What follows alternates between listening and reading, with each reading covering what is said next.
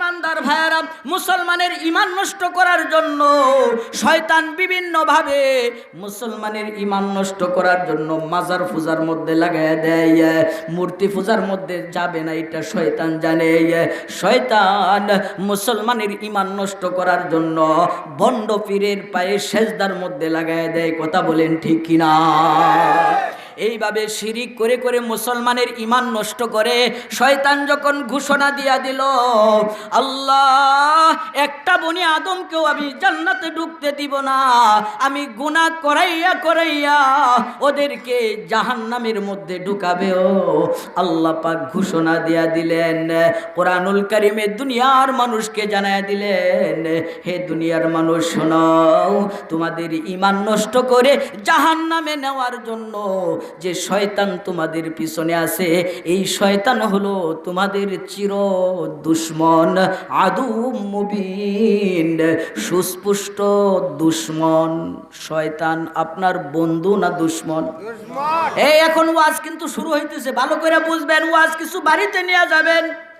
শয়তান আমাদের বন্ধু না দুশমন? এ ভাই, শয়তান আমাদের চির দুশমন। কিভাবে শয়তান আমাকে ধোঁকা দেয়? এই দুশমন শব্দটা লিখতে হলে 4টা অক্ষর লাগে। কয়টা অক্ষর? 1 নাম্বার দাল। 1 নাম্বার কি? দাল। 2 নাম্বার শিন। 3 নাম্বার হলো মিম। 4 নাম্বার নুন। এই দুশমন শব্দটা লিখতে হলে 4টা অক্ষর লাগে। মুফাসসিরিনে কেরাম বলেন, এই দাল দিয়া হইল দুনিয়া। দাল দিয়া কি? দুনিয়া। শয়তান দুনিয়ার সুরত নিয়ে আসবে। এ দুনিয়ার ইমানদার ভাইরা, দুনিয়ার বুকে এমন কিছু মানুষ আছে দুনিয়াদার, দুনিয়ার জন্য এত পাগল, এত পাগল, এই দুনিয়াকে রাইকা 10 মিনিট সময়ের জন্য মসজিদে ঢোকার সময় পায় না। দুনিয়ার পাগল হইয়া এত পাগল, অল্প 5 মিনিট সময় আল্লাহর কোরআন তেলাওয়াত করার সময় পায় না, অল্প সময় বৈশা জিকির করার সময় পায় না। এরকম দুনিয়াদার, দুনিয়ার পাগল আছে না নাই? আল্লাহর নবী বলেন, দুনিয়া জিবাতুন ওয়া তালিবুহা কিলাব। দুনিয়াটা হলো মরা গরুর সাদৃশ্য, আর মরা গরু তালাশ করে কুকুর। মরা গরুর গোশত খায় কুকুরে। কে খায়? আপনাদের কাছে জিজ্ঞাসা করি, হাদিস শরীফের মধ্যে কুকুরের কথা বলা হয়েছে, শুধু মরা গরুর গোশত কুকুরেই খায় না অন্য কোনো প্রাণীরাও খায়? কি খায় না? শিয়ালে খায়, শকুনে খায়, খায় কি না? শিয়ালেও খায়, শকুনেও খায়, কুকুরেও খায়। কিন্তু হাদিস শরীফের মধ্যে শিয়ালের কথা বলা হয় নাই, হাদিস শরীফের মধ্যে শকুনের কথা বলা হয় নাই। কুকুরের কথা কেন বললেন? এ ভাই, কুকুরের ঘাড়ের মধ্যে সব দোষ গেল কেন? তার 1 নাম্বার কারণ হইল, এই কুকুরের মধ্যে এমন কিছু গুণাগুণ আছে, এমন কিছু চরিত্র আছে যেগুলি অন্য কোনো প্রাণীর মধ্যে নাই। এ ভাই, আপনাদের কাছে জিজ্ঞাসা করি, শকুনে গোশত খায় দিনে না রাত্রে? বুঝলাম না কিছু, এত সহজ একটা উত্তর। আপনাদেরও মনে হয় বেশি কষ্ট হইতেছে না? প্রতি রাত্রেই তো ওয়াজ শুনেন আর ওয়াজ করেন নাকি? আপনাদের দুয়ার বরকতে লাগাতার 4-5 মাস চলতেছে, 1টা 2টা 3টা 60টাও করা লাগে। তুই এত, এই যে গত রাত্র একবারে ফজরের নামাজ পড়ে এরপরে বিছানায় শুয়েছি, সারা রাত্রের মধ্যে 1 মিনিটও ঘুমাইনি। প্রোগ্রাম করে বাসায় আসতে আসতে সারা রাত শেষ। এরকম 1 রাত্র না, প্রতি রাত্রই হইতেছে 2 ঘন্টা 3 ঘন্টা ঘুম হয়। তুই এত কষ্ট, এত মেহনত উলামায়ে কেরাম করতেছেন দুনিয়ার মানুষকে জাহান্নাম থেকে বাঁচানোর জন্য, আর কোনো উদ্দেশ্য নাই। আপনাদেরকে মাঝে মাঝে একটা কথা জিজ্ঞাসা করলে যদি সহজ হয় তাহলে এটা উত্তর দিবেন। উত্তর দিতে এত কষ্ট লাগে কেন, এটা তো আমার বুঝে আসে না। আপনাদের সাথে কি আমার কোনো রাগ ঘোষা আছে নাকি? আপনাদের কাছে জিজ্ঞাসা করলাম, শকুন দেখছেন আপনারা? এখন তো শকুন আসলে আসে না, মুরব্বীরা বলতে পারবে। আমরা ছোটবেলায় দেখতাম যাকে যাকে শকুন আসতো, এত লম্বা লম্বা গাড়, দেখছেন না মুরব্বীরা? এই শকুনগুলি যে গোশত খায়, মরা গরু খায়, এটা দিনে খায় না রাত্রে খায়? এই কথাটা জিজ্ঞাসা করছি, বলেন। দিনে খায়, রাত্রে গাছের আগায়।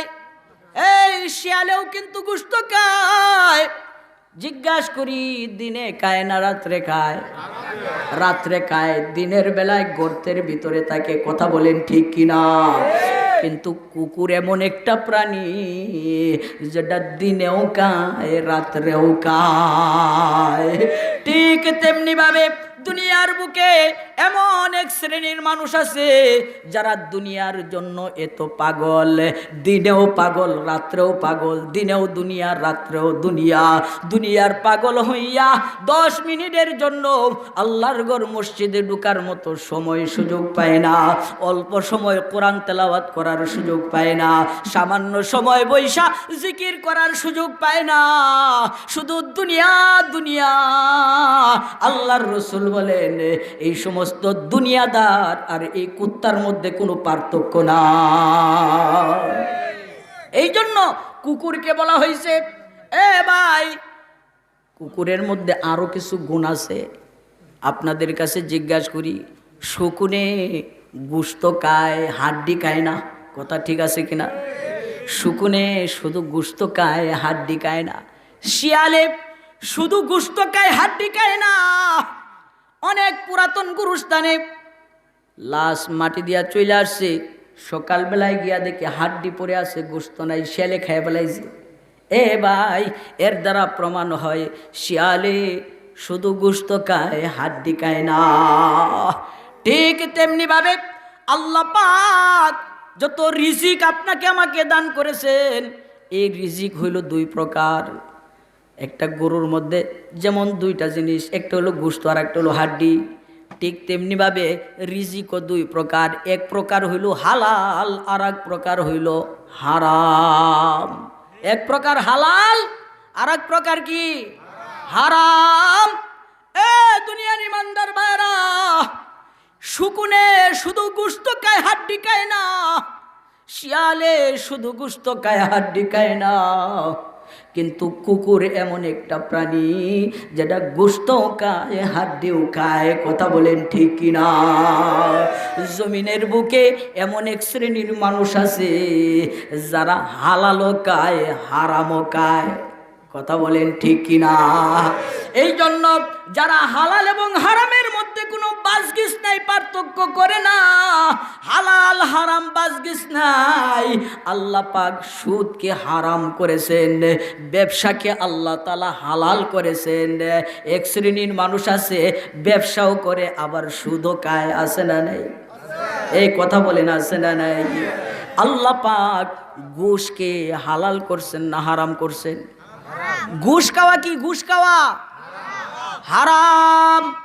এই জমিনের বুকে এমন এক শ্রেণীর মানুষ আছে যারা ঘুষখোর, ঘুষ খাইয়া বিচার উল্টায়া দেয়। আছে না না?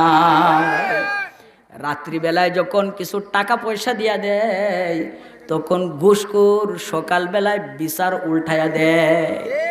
নির্দোষকে দোষী বানায়, দোষীকে নির্দোষ বানায়। এক শ্রেণীর মানুষ আছে কিছু টাকা পয়সার লোভে পইরা 1000 2000 টাকা, এ ভাই 1000 2000 টাকা পাইয়া কোর্টের মধ্যে গিয়া মিথ্যা সাক্ষী দিয়া একজন নিরপরাধ মানুষকে অপরাধী বানায়া এই কোর্টের থেকে নাইমে আসে না নাই? কিছু টাকা পয়সার লোভে, কিছু চাকরি পাওয়ার লোভে, কিছু টাকা পয়সার লোভে, চাকরি পাওয়ার লোভে, কিছু রিজিকের লোভে, আরে কোর্টের মধ্যে গিয়া মিথ্যা সাক্ষী দিয়া কোন একজন নির্দোষ মানুষকে ফাঁসির মধ্যেও ঝুলায় দেয়। কথা বলেন ঠিক কিনা? বাংলাদেশে এমন ইতিহাসের অভাব নাই, মিথ্যা সাক্ষী দিয়া কত নির্দোষ মানুষকে ফাঁসির মধ্যে ঝুলাইছে।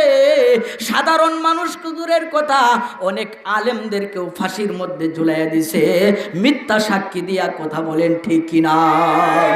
আজকে তুমি 1000 টাকা 2000 টাকার বিনিময়ে মিথ্যা সাক্ষী দিয়া একজন মানুষকে জেলের ভিতরে ঢুকাইছো, মিথ্যা সাক্ষী দিয়া একজন মানুষকে ফাঁসির মধ্যে ঝুলাইছো। নিছো, একটু বাড়ির কাছে গিয়া দেখো রে ভাই তার বিবি কেমন করে স্বামীর জন্য কান্নাকাটি করে।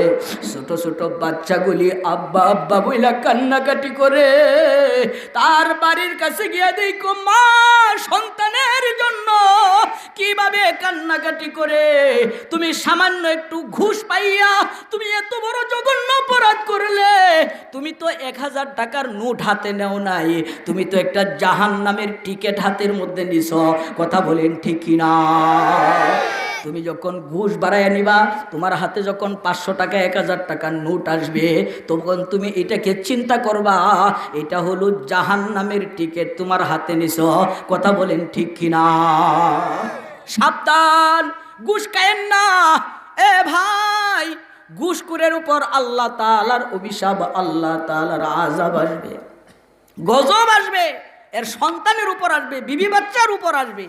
কারণ মানুষ যখন ঘুষ দেয় তখন কিন্তু এত আনন্দে দেয় না। কথা বলেন ঠিক কিনা?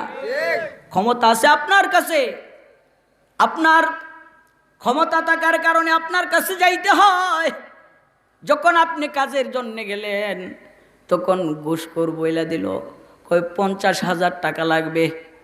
কি কয়? 50,000 টাকা লাগবে।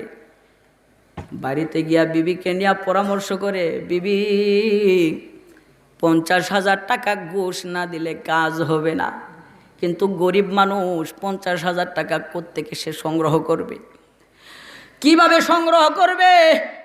পুকুরের পারে একটা রেন্টি গাছ ছিল, ওই রেন্টি গাছটা বিক্রয় করে 20,000 টাকা জোগাড় করছে। কোথায়? টাকা তো এখনো হয় নাই। হায় হায়, কি করবে? কই শেষ পর্যন্ত একটা দুধের গাভী ছিল, এই দুধ নিজেও কিছু বাচ্চাদেরকে খাওয়াইতো, আর অল্প কিছু বাজারে নিয়ে বিক্রয় করে সংসার চলতো। শেষ পর্যন্ত ওই গাভীটাও বিক্রয় করেছে, এরপরেও ঘুষের টাকা মিলে না। ডাক দিয়া কই, বিবিরে এখনো তো টাকা অনেক শর্ট আছে, মিলে না, কি করা যায়? ঘুষ না দিলে তো কাজ হবে না। শেষ পর্যন্ত ওই বিবিকে কত কষ্ট করে একটা গলার চেইন বানায় দিছিল, একটা কানের দুল বানায় দিছিল, বিবির গলার মধ্যে দিয়া সে একটু আনন্দ পাইতো। শেষ পর্যন্ত এই গলার চেইনটাও বিক্রয় করে, গাভী বিক্রয় করে, রেন্টি গাছ বিক্রয় করে, কষ্ট করে টাকা জোগাড় করে যখন ঘুষখোরের দিকে যায়, ঘুষখোরের কাছে যাওয়ার সময় একটা মুচকি হাসি দেয়া যায়। কথা বলেন ঠিক কিনা? কারণ মুখ বেজার থাকলে তো ঘুষখোর কাজ করে দিবে না। সে মনে করতেছে আরে কি খুশির সুরে আনন্দে নিয়ে আসতেছে। এ ঘুষখোর, তুমি জানোনি এই মুচকি হাসির মেয়াদ কত? জানোনি? মেয়াদটা হইল ঘুষের টাকা দিয়া 10 হাত দূরেও যাইতে পারে না। তার চোখ থেকে পানি ঘর ঘর করে পড়তেছে। আহারে, এই ঘুষখোর ঘুষ না দিয়া, ঘুষ ছাড়া আমার এই কাজটা করে দিল না। আজকে পুকুরের পাড়ে গিয়া রেন্টি গাছটা পাবো না, যে গাভীর দুধ বিক্রয় করতাম গাভীটাও পাবো না, বিবির গলার চেইনটাও পাবো না। আল্লাহর কাছে ডাক দিয়ে একটা বিচার দেয়, রব্বুল আলামিন এই ঘুষখোরে ঘুষ ছাড়া আমার কাজটা করে দিল না। ও মালিক, তুমি তো সাক্ষী। আল্লাহ, তোমার কাছে আমার ফরিয়াদ হলো, এই ঘুষখোরের উপরে তুমি ঠাডা ফালাইয়া দিও, এই ঘুষখোরের ছেলে মেয়ের উপরে ঠাডা ফালাইয়া দিও, এই ঘুষখোরের বউয়ের উপরে তুমি ঠাডা ফালাইয়া দিও। এই জন্য দেখবেন ঘুষখোর কোনোদিন শান্তিতে থাকতে পারে না। কথা বলেন ঠিক কিনা? এই মজলুমের দোয়া আল্লাহর কাছে কবুল হয়ে যায়। এ দুনিয়ার ইমানদার ভাইরাম, দুনিয়াতে আল্লাহ পাক রিজিক দান করছেন। এক প্রকার রিজিক হলো হালাল, আর এক প্রকার রিজিক হলো হারাম। ঠিক তেমনি ভাবে কুকুর যেমন গোশতও খায়, হাড্ডিও খায়, এক শ্রেণীর মানুষ আছে এরা হালালও খায় হারামও খায়। ওই রকম হালাল খায় হারাম খায় ওই মানুষগুলি আর এই কুত্তার মধ্যে কোনো পার্থক্য নাই। একটু আওয়াজ করে বলেন ঠিক কিনা? এ দুনিয়ার ইমানদার ভাইয়ারা, এই জন্য আল্লাহর রসুল বলেন আদ-দুনিয়া জিফাতুন ওয়া তালিবুহা কিলাব, দুনিয়া হলো মরা গরুর সাদৃশ্য আর এটা অন্বেষণ করে কুকুর। কুকুরের মধ্যে আরো অনেকগুলি গুণ আছে। এ ভাই আপনাদের কাছে জিজ্ঞাসা করি, 1,00,000 টাকা দামের গরুটা মারা গেল, বলেন তো দেখি একটা কুত্তায় খায়া শেষ করতে পারবো? আপনারা বিবেক বলেন, খায়া শেষ করতে পারবে? এত বড় একটা গরু মরলো, একটা কুকুরে তো খায়া শেষ করতে পারবে না। এরপরেও কুকুরের স্বভাবটা দেখছেন কি? মনে হয় যেন সে নিজে একাই খাবে সবটা, আর কাউকে জায়গা দিবে না। আর একটা কুকুর আসতেছে, সে খাবার ফেলে ওইটারে ঘেউ ঘেউ করে দৌড়াই লয়ে গেছে। কথা বলেন ঠিক কিনা? এদিক দিয়ে সাইডে দিয়ে গুরান দিয়ে আইসা আর একটা খায়া যায়, আইসা দিয়ে আর একটা গাইডেরও দৌড়ায় লয়ে গেছে, হিটা গুরান দিয়ে আর একটু খায়া যায়। এই নিজের খাওয়া কিন্তু হলো না। এক শ্রেণীর দুনিয়াতে কৃপণের দল আছে, এক শ্রেণীর মানুষ হিংসুট আছে, এরা মনে করে যে সবটাই আমার হইতো আর কেউ যেন না পাইতো, এরকম হিংসুটে আছে না? না, এরকম এক শ্রেণীর কুকুরের স্বভাবের মানুষ আছে রে ভাই। এই জন্য বলা হয়েছে এই শয়তান কিন্তু দুনিয়ার সুরত নিয়ে আইসা মানুষকে ধোঁকা দিবে, মানুষকে ধোঁকা দিবে। সাবধান, দুনিয়া কামাই করতে কিন্তু নিষেধ করা হয় নাই। অনেকে বলতেছেন হুজুর তাহলে কি দুনিয়া ছাইরা মসজিদে বইসা থাকবো নাকি? কই না না, আল্লাহ পাক কোরআনুল কারীমের মধ্যে ইরশাদ করেন ফাইদা কুদিয়াতিস সালাতু ফান্তাশিরু ফিল আরদি ওয়াবতাগু মিন ফাদলিল্লাহ। ও আমার বান্দা বান্দিরা, মসজিদে গিয়া যখন তোমার নামাজ শেষ হবে তখন তুমি মসজিদের কোনায় বইসা থাকবা না, দৌড়াও দৌড়াও, যাও তুমি খেতে যাও, যাও তুমি ব্যবসায় যাও, নামাজ শেষ করে তুমি দোকানে যাও, নামাজ শেষ করে তুমি হালাল রিজিক কামাই করতে থাকো। কাসবিল হালালি ফারিদাতুন বাদাল ফারিদা, হালাল রিজিক কামাই করা ফরজ, কামাই করার পরে এইটাও একটা ফরজ। কথা বলেন ঠিক কিনা? এ ভাই, হালাল যারা খায় এদের হাতের কত দাম জানোনি? এক যুবক সাহাবী আল্লাহর নবীর দরবারে গিয়া নবীকে সালাম দিয়া মুসাফাহা করলেন, আছে না নাই? মুসাফাহা করলেন। আল্লাহর নবীর হাতের সাথে যুবকের হাত লাগছে। নবীজি বুঝতে পারলেন যুবকের হাতটা বড় শক্ত লাগে। কি লাগে?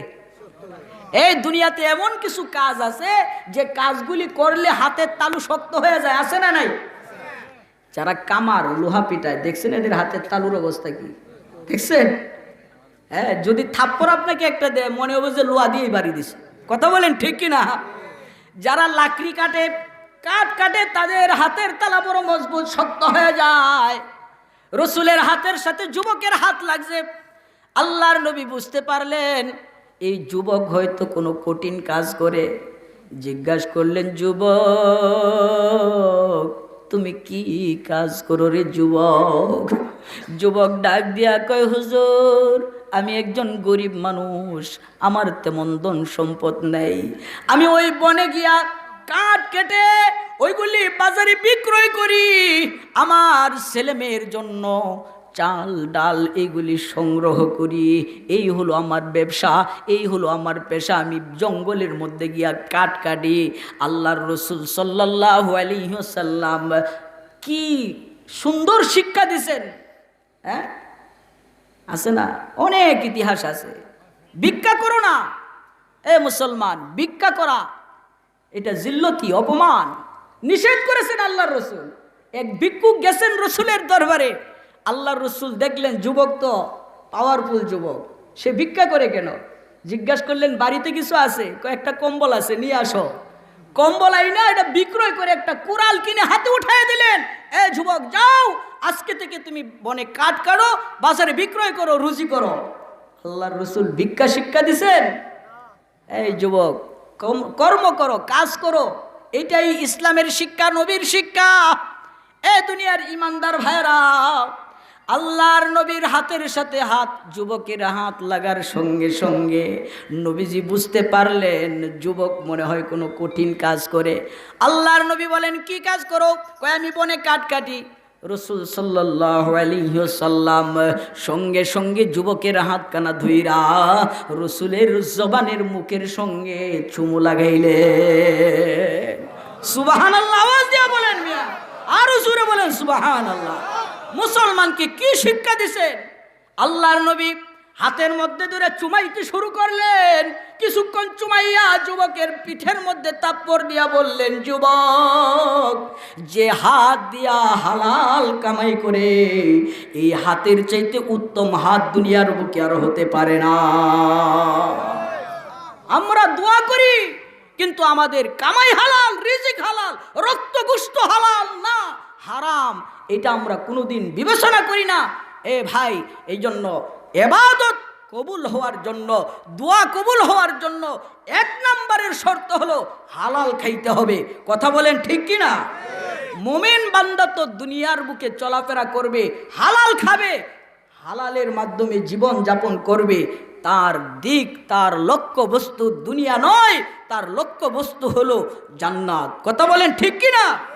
দুনিয়াতে হালাল খাইব, হালাল কামাই করব, এই কারণে যদি আমার কাপড় চিরা হয় কোনো অসুবিধা নাই, অসুবিধা নাই, কারণ আমার শরীরের মধ্যে জান্নাতের মধ্যে জান্নাতি পোশাক লাগানো হবে। কথা বলেন ঠিক কি না? আমার ঘর টিনের হোক, আমি হালালের উপর আছি, আমার লক্ষ্য হলো আমার জান্নাত। জান্নাতের ভিতরে আমার জন্য স্বর্ণ এবং রূপার ইট দিয়া মাওলায় বিল্ডিং বানায় রাখছে। জোরে বলেন সুবহানাল্লাহ। দুনিয়াতে হালাল খাইব, হারামের ধারে কাছেও যাব না, কম খাবো। আল্লাহ পাক আপনার আমার জন্য হাজার হাজার রকমের নাস্তার ব্যবস্থা করে রাখছেন জান্নাতের ভিতরে। মুমিন তো সব সময় ওই দিকে খেয়াল করবে, দুনিয়া নয় মুমিনের কাছে। মুমিন সব সময় অন্তরের ভিতরে জান্নাতের কথা স্মরণ করে চলবে। কথা বলেন ঠিক কি না? এই জন্য ভাইয়ার আমার, জান্নাত অন্তরের ভিতরে থাকবে। জান্নাত হলো মুমিন বান্দার আসল বাড়ি, বাবার বাড়ি। কারণ আমাদের আব্বাজান আদম আলাইহিস সালামকে আল্লাহ পাক বানাইয়া প্রথম রাখছিলেন জান্নাতের ভিতরে। তাহলে বাবার বাড়ি হলো জান্নাত। মৃত্যুর পরে আমরা যে বাড়িতে যাব, এটা হলো আমার বাবার বাড়ি, আসল বাড়ি, সেটা হলো জান্নাত। কথা বলেন ঠিক কি না? এই জান্নাতের ভিতরে মুমিন বান্দা বান্দীদের জন্য আল্লাহ পাক যে সমস্ত নিয়ামত তৈরি করে রাখছেন, হাদিসে কুদসির মধ্যে আল্লাহ পাক জানায়া দিলেন, আ'দাতু লিইবাদিয়াস সালিহিন মা লা আইনুন রাআত ওয়ালা উযুনুন সামিআত ওয়ালা খাতারা আলা কলবি বাশার। এ মুমিন বান্দারা, যারা হালাল রিজিক খাও, এই কথাগুলি শুনলে মনের মধ্যে তৃপ্তি পাওয়া যায়, কষ্ট করলেও মনের মধ্যে তৃপ্তি পাওয়া যায়, ইবাদতের মধ্যে মজা পাওয়া যায়। আল্লাহ পাক বলেন, ও মুমিন বান্দা বান্দি, তোমার জন্য আমি জান্নাতের ভিতরে এমন এমন নিয়ামত তৈরি করে রেখে দিয়েছি, যা কোনো চক্ষু কোনোদিন দেখে নাই, যা কর্ণ কোনোদিন শুনে নাই, যা কোনোদিন কল্পনাও করতে পারে নাই। একটু আওয়াজ করে বলেন সুবহানাল্লাহ। নেককার মুমিনের জন্য এমন পুরস্কার তৈয়ার করিয়া রাখছেন খোদা, যাহা বাহির কল্পনার। এমন কোন কর্ণ নাই যাহা শুনছে কোনো দিন, এমন কোন চক্ষু নাই যাহা দেখছে কোনো দিন। স্বর্ণরূপী দালান কোটা পাবে মনের মতো, স্প্রিংয়ের গদি ততায় থাকবে শত শত, হাজার হাজার রকম হবে নাস্তারি সামান, তারপরেও দুধ মধু শরবত কতই করবে পান। ফল বৃক্ষ ডাল জোখাবে ফলদায়ের ভিতরে, নেকি বান্দা খাবেন তখন তৃপ্তি সহকারে। এমন সময় হুরপরীরা আসবে খুশি হয়ে, পাগল করিবে তোমায় মিষ্টি মধুর সুরে। হেলে দোলে নেচে নেচে গাইবে কত গান, এমন সুরে গাইবে সে তাই না শুনে কোনো গান। হুরের প্রেমে মত্ত তখন হবে মোমেন যত, এক এক মিলন হবে 70 বছর গত। একটু আওয়াজ করে বলেন সুবহানাল্লাহ। লজ্জত কমিবে না কবু, কমিবে না ক্ষমতা, যতই করিবে প্রেম ততই বাড়বে সখ্যতা। নামাজ রোজা নাই কো সেটা, নাই কো কোনো কাজ, শুধু খানা পিনা প্রেম প্রীতি আনন্দে আরাম, শুধু খানা পিনা প্রেম প্রীতি আনন্দে আরাম। একটু আওয়াজ করে বলেন সুবহানাল্লাহ। এ দুনিয়ার ইমানদার ভাইরা, শয়তান আমাদেরকে দুনিয়া দিয়া ধোঁকা দিবে। মনে রাখতে হবে এই দুনিয়া, যে দুনিয়ার কারণে আমি নামাজ পড়তে পারি না, এইটাই বড় শয়তান, এইটাই শয়তান। আপনার দোকানের কারণে, দোকানের ব্যস্ততার কারণে যদি মসজিদে যাইতে না পারো, মনে করবা এই দোকানেই তোমার শয়তান, শয়তান দোকানের সুরত নিয়ে আসছে। যে খেতে কাজ করার কারণে আল্লাহর হুকুম পালন করতে পারো না, এই খেতেই শয়তানের সুরত নিয়ে আসছে। যে বিবির কারণে তুমি আল্লাহর হুকুম পালন করতে পারো না, যে সন্তানের কারণে আল্লাহর হুকুম পালন করতে পারো না, শয়তান এই বিবির সুরত নিয়া, শয়তানের সুরত নিয়া, সন্তানের সুরত নিয়া তোমার ঘরে আসছে। মনে রাখতে হবে, এই হলো 1 নাম্বার মানুষকে শয়তান ধোঁকা দিবে। 1 নাম্বার পদ্ধতি হলো দুনিয়ার পাগল বানায় দিবে, দুনিয়ার ধোঁকায় পড়ে যাবে। মনে থাকবে তো? ডাল সম্পর্কে আলোচনা করলাম। এরপরে আসেন 2 নাম্বার। 2 নাম্বার অক্ষর হলো শিন। বলেন কি না অক্ষর? সবাই বলেন শিন। আরে আরবি একটা অক্ষর যদি কেউ জবান দিয়ে উচ্চারণ করে 10টা নেকি পাওয়া যাবে। সুবহানাল্লাহ। বলেন 2 নাম্বার কি? শিন। দুশ্মন, দাল শিন, এই শিন দিয়া হলো শয়তান। শিন দিয়া কি? শয়তান। শয়তান বড় কৌশলবাজ, শয়তান বড় চালাক, শয়তান মানুষকে বিভিন্নভাবে ধোঁকা দিতে চায়। এই শয়তানের কবল থেকে আপনিও বাঁচতে পারবেন না, আমিও বাঁচতে পারবো না। কারণ মুফাসসিরিনে কেরাম বলেন এই শয়তান হলো আল্লাহ তাআলার পালিত কুকুর। শয়তান আল্লাহর পালিত কুকুর। আপনার বাড়িতে যদি কুকুর থাকে, পালা কুকুর, দেখবেন এই বাড়িতে কেউ ঢুকতে পারবে না, এই কুকুর আপনাকে ঢুকতে দিবে না। কথা বলেন ঠিক কিনা?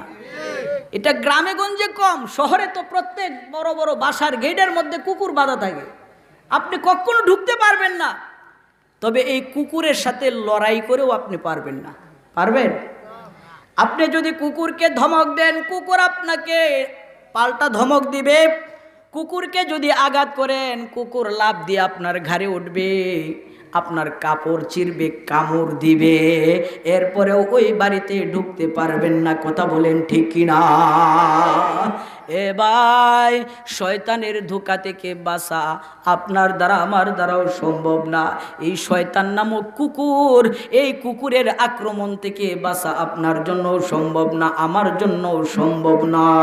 এই জন্য এই কুকুর থেকে বাঁচার রাস্তা কি, এটা বাহির করতে হবে। এই কুকুরের আক্রমণ থেকে বাঁচার উপায় কি? একটা মাত্র উপায় আছে, সেটা হলো বাড়ির মালিককে যদি ডাক দিতে পারেন, ও মালিক তোমার কুত্তা ফেরাও। কথা কয় ঠিক কিনা? আর বাড়ির মালিক যদি কুকুরকে ডাক দেয়, তাহলে লেজ গুটায়া কুকুর রাস্তা পরিষ্কার করে দেয়, আপনার রাস্তা নিরাপদ হয়ে গেছে। ঠিক তেমনি ভাবে শয়তান যখন আপনাকে আক্রমণ করবে, আমাকে আক্রমণ করবে, বাঁচা সম্ভব না। এই জন্য নবীজি দোয়া শিখাইছেন, যখন এই শয়তান আক্রমণ করতে যাবে তখন তুমি 1 নাম্বার দোয়া পড়বা। সবাই বলেন আউযু বিল্লাহি মিনাশ শাইতানির রাজিম। আছে না নাই? এটা হলো শয়তান নামক কুকুর তাড়ানোর লাঠি। লাঠি যখন এই কুকুর আপনার কাছে আসবে, এই লাঠি দিয়া শয়তানকে পিটাইতে হবে, কুকুরকে পিটাইতে হবে। কিন্তু কুকুরের স্বভাব হইল, আপনি যদি তাকে লাঠি পিটা করে বাড়ি থেকে বের করে দিয়ে আসেন, দেখবেন কুকুর আবার গাড় মোড়ায় মোড়ায় চায়। কথা বলেন ঠিক কিনা? মানে আবার আসতে চায়, সুযোগ পাইলে আবার আসে। ঠিক তেমনি ভাবে আউযু বিল্লাহি মিনাশ শাইতানির রাজিম যখন পড়বেন, তখন স্বাভাবিকভাবে শয়তান থেকে আপনি হেফাজত হয়ে যাবেন। কিন্তু মন বানে না, কইরেই ফেলা গুনারা, গুনাহ করতেই মন চায়, আবার আবার করতে মন চায়। এখন আর লাঠি দিয়া সম্ভব হবে না, এখন মুগর লাগবে। কি লাগবে? কথা কয় না, কি লাগবে? মুগর লাগবে। মুগর মুগর কি? মুগর হইল লা হাওলা, বলেন লা হাওলা ওয়ালা কুওয়াতা ইল্লা বিল্লাহিল আলিয়্যিল আযীম। এখন বলতে পারেন হুজুর লাঠি মারবো, মুগর মারবো, ভালো কথা, কিন্তু শয়তানকে তো দেখা যায় না। দেখা যায়? দেখছেন কোনদিন শয়তান? দেখছেন? এই আপনারা দেখছেন পিছনে মনে হয় না? শয়তান দেখছেন কোনদিন? তাহলে না দেখলে লাঠি মারবেন কিভাবে? না দেখলে মুগর মারবেন কিভাবে? প্রশ্ন আছে না নাই? দুনিয়ার ইমানদার ভাইরা, শয়তানকে লাঠি পিটা কেমনে করবেন? মুফাসসিরিনে কেরাম বলেন, যখন দেখবা তোমার গুনাহ করতে মন চায়, কি করতে? সবাই কয় না, কি করতে মন চায়? যখন দেখবা গুনাহ করতে মন চায়, তখন বুঝবা শয়তান নামক কুত্তা আইসা হাজির হইছে। কথা বলেন ঠিক কিনা? এই শয়তান কখন আসে বুঝতে পারছেন? যখনই দেখবেন গুনাহ করতে মন চায়, যখন দেখবেন সুদ খাইতে মন চায়, ঘুষ খাইতে মন চায়, জিনা করতে মন চায়, গান শুনতে মন চায়। কি গান শুনতে মন চায়নি? নাই, এরকম মানুষ নাই। আল্লাহু আকবার। গানের পাগল এখন মানুষ, গানের পাগল। কোরআনের পাগল কম, গানের পাগল বেশি। কথা বলেন ঠিক কিনা? আজকে এখানে যারা বসে আছেন, বলেন 50,000 টাকা দিয়ে যদি এক নায়িকা আনা হইতো, মানুষ এই পরিমাণ হইতো না আরো বেশি? এই কথা বলেন না কেন? আরো বেশি হইতো না? আরো বেশি হইতো। এমন কি আল্লাহু আকবার, জায়গা হইতো না। এক এলাকার মধ্যে এক নায়িকা আসবে, 50,000 টাকা লাগে।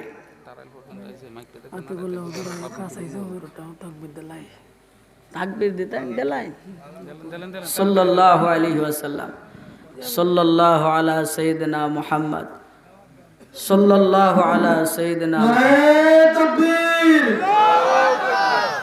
অর্ধেক মানুষ ঘুমায় রয়েছে, হযো কয় কয় নারে তাকবীর।